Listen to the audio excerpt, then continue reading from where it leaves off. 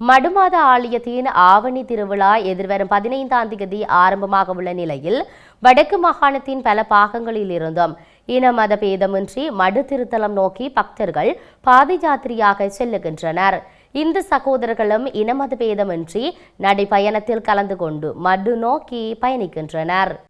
மடு அன்னையின் ஆவணி திருவிழா எதிர்வரும் 15ஆம் தேதி நடைபெற உள்ள நிலையில் வடக்கில் உள்ள மாவட்டங்களில் இருந்து மக்கள் ஒவ்வொரு வருடமும் நடைபயணம் மேற்கொண்டு மடு திருத்தலம் நோக்கி பாத யாத்திரையாக செல்வது வழமையாக காணப்படுகின்றது.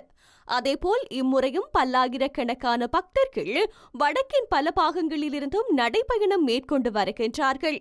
முல்லைத்தீவு மாவட்டத்தின் முல்லைத்தீவு, இரண்டைப்பாலை, வற்றாப்பளை பகுதிகளில் இருந்து கட்டம் கட்டமாக மக்கள் தங்கள் நேர்த்தி கடன்களை நிறைவு செய்ய நடைபயணம் மேற்கொண்டு வருகின்றார்கள்.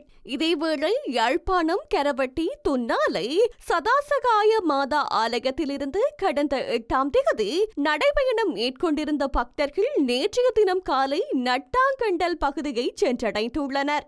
இந்த வருடம் அதிகளவான மக்கள் நேர்த்தி கடன்களை நிறைவு செய்ய கட்டம் கட்டமாக நடைபயணம் மேற்கொண்டுள்ளதாக பக்தர்கள் தெரிவித்துள்ளார்கள்.